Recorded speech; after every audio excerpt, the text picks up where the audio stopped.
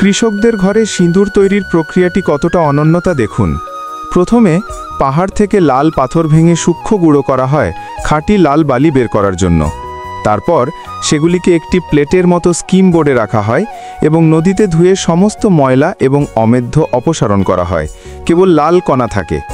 এই অবশিষ্ট মোটা লাল বালি তারপর একটি সিরামিক মোটারে রাখা হয়, সামান্য জলের সাথে মিশ্রিত করা হয় এবং নরম নির্যাস আলাদা করার জন্য কয়েক ঘন্টা ধরে বৃত্তাকারে ঘোরানো হয়। তারপর এটি বড় পাত্রে রাখা হয়, ঢেকে রাখা হয় এবং 24 ঘন্টা রেখে দেওয়া হয় যাতে পলি স্থির হয় এবং পরিষ্কার জল উপরে উঠে যায়। একদিন পর জল শুকিয়ে নেওয়া হয় এবং খাঁটি নরম নির্যাস, যাকে সিম্বার বলা হয়, আবার ঢেকে দেওয়া হয় যাতে এটি আরও ঘন হয়।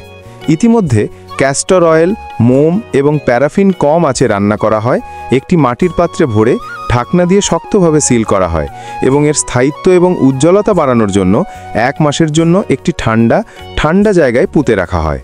এদিকে সবুজ পদ্মের ডালপালা অর্ধেক ভাগ করা হয় এবং ভেতর থেকে রেশমের সুতো বের করা হয়।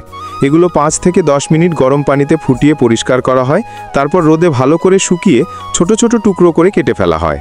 প্রায় 1.5 মাস পর পাত্রটি বের করে 100% খাঁটি নির্যাস বের করা হয়। এরপর লাল সিনাবার, সোনার গুঁড়ো, মুক্তার গুঁড়ো, অ্যাগেট গুঁড়ো, বোর্নাল এবং কস্তুরীর সাথে যোগ করা হয় এবং পুঙ্খানুপুঙ্খভাবে মিশ্রিত করা হয়। অবশেষে পদ্মের কাণ্ড থেকে রেশম সুতো ধীরে ধীরে যোগ করা হয় যাতে সিঁদুরটি মসৃণ এবং স্থায়িত্ব উভয়ই পায়। প্রায় 2 মাস কঠোর পরিশ্রমের পর এটি প্রস্তুত হয়।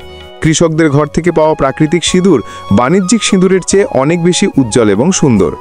আমাদের পাহাড়ি মহিলারা শতাব্দী ধরে এই পদ্ধতিতে সিঁদুর তৈরি এবং প্রয়োগ করে আসছেন। তো বলুন, আপনি এই সিঁদুর বানানোর পদ্ধতিটিকে 10-এ কত দেবেন?